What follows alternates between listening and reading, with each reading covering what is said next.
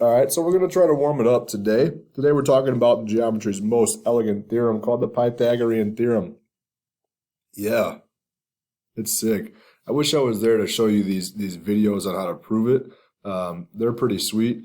Uh, it's yeah, it's cool. It's cool stuff. And I was gonna have this starburst activity, but I'm not there. Sorry. Maybe one day. Or sorry, Tuesday. Whatever. So chapter 9 is a big chapter. It's long. It's all about right triangles, and it's a huge journey. It's a big experience about chapter 9. You know, a lot of these topics are going to come up next year in your math classes.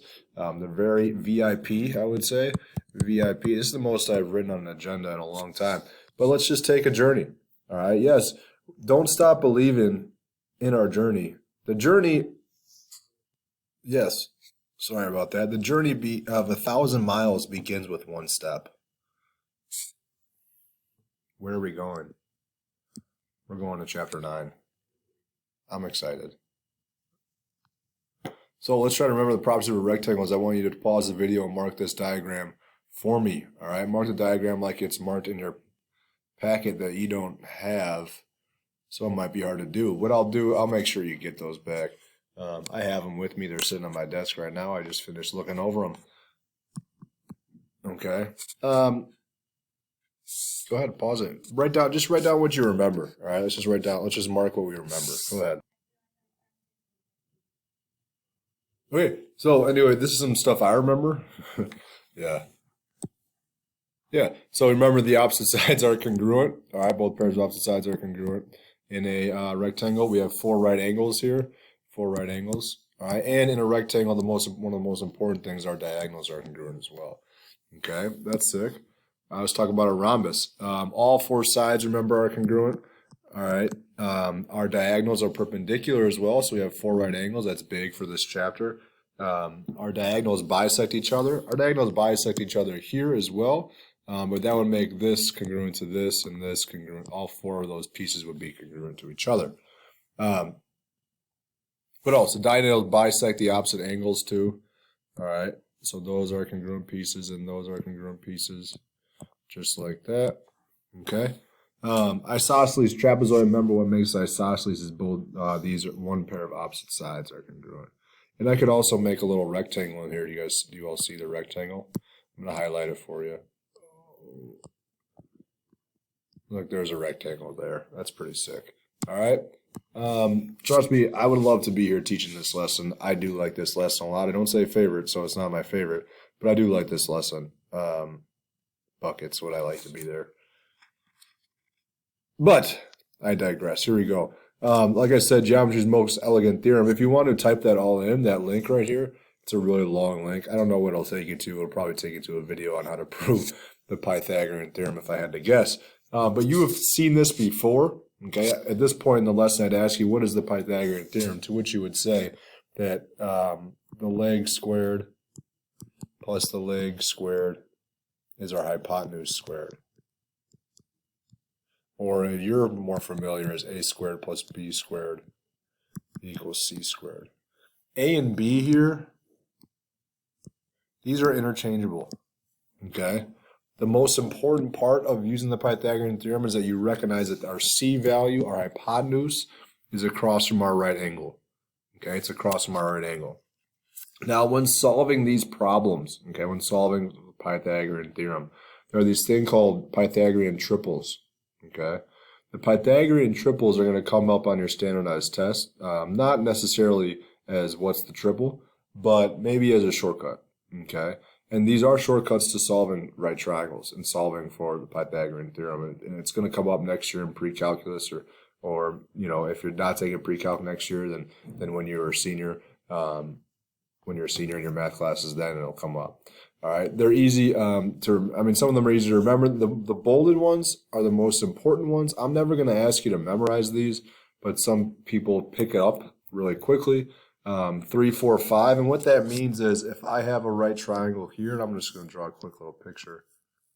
If one of the legs is 3 and the hypotenuse is 5, then this remaining side has to be 4.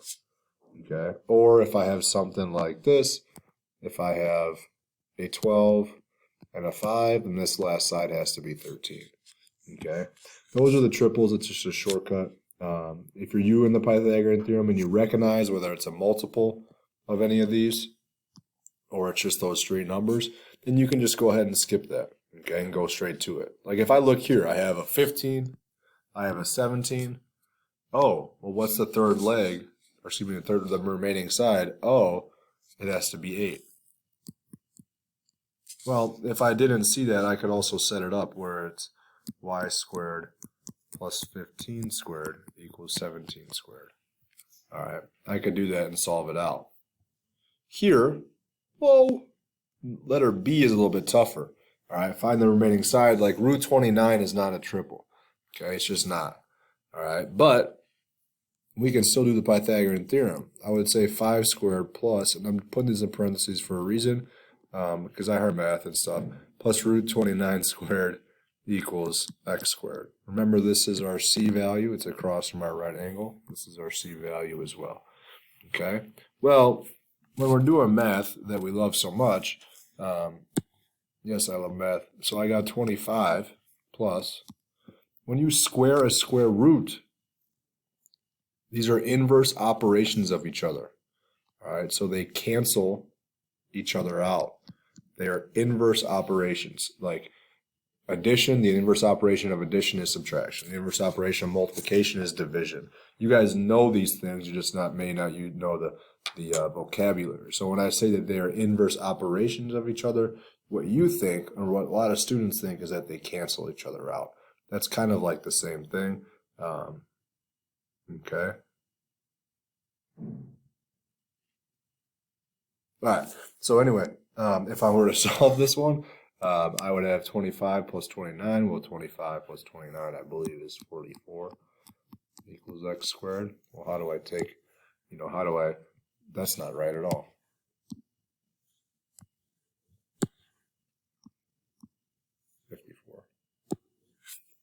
Well, how do I solve for a square root or squared term? What's the inverse operation of squared? How do I get rid of a squared? I take the square root, and I need to simplify it. All right, there is not there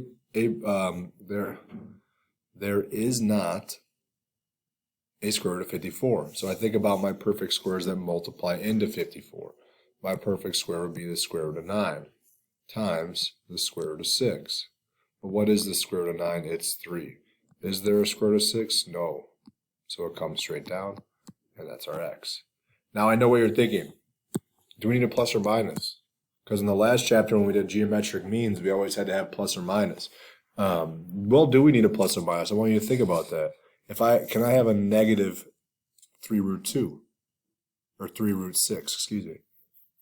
No, you cannot. So in this case, when we're solving for missing sides, I do not need a plus or minus because a side cannot be negative. Okay? Yes. Remember, here's where we're going. The journey of 1,000 miles begins with one step. 1. Remember that. All right. Find the perimeter of a rectangle. Holy buckets, I'm running out of time. Whose diagonal is 10 and has a base of 6. Okay. So my diagonal is 10. My base is 6. Here's my x. All right. Go ahead and pause it and try to solve for that one. All right. So here's my work. I did x squared plus 6 squared equals 10 squared. And I solved it to get x equals 8. Now, this is technically a triple. All right. Remember what we said with the Pythagorean triples? Okay. Where am I at? 6, 8, 10. It's a multiple of our 3, 4, 5 triple. So had I recognized that, I could have just jumped right to it. I could just jump right to 8. So the question asks you to find the perimeter. Well, if this is 8, then this is 8, then this is 6. So I got 16 plus 12. So the perimeter is 16 plus 12, 28 millimeters. Make sure you're reading the question. All right, again, we have to find the perimeter of a rhombus with diagonals of 6 and 10. This is why we reviewed those properties. So 1, 6, so that means each piece is 3 and 3. The other one is 10, so that makes each piece 5 and 5. And within a rhombus, I have right angles. Well, find the perimeter, that means I need to know the length of this side. Okay. If you look here, here's a right triangle. I'm going to draw that picture out, or take that out of the picture. Now, unfortunately, my head would go to 3, 4, 5. However, since 5 is one of the legs, it's my A or B value, I can't use that.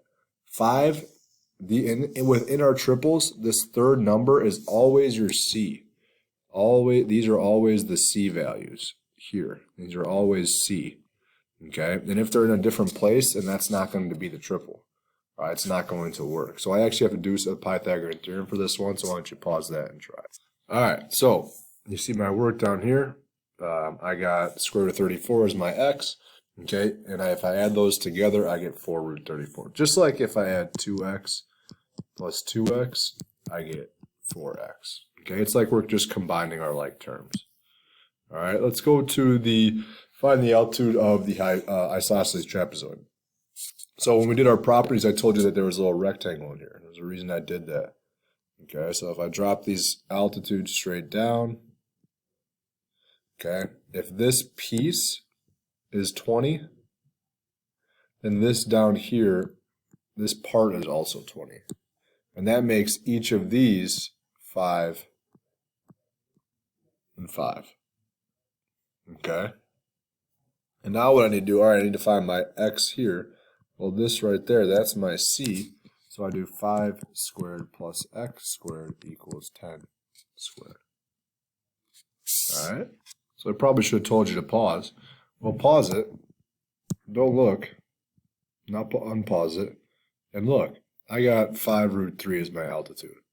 All right, I got root 75, which is 25 times 3 to get 5 root 3.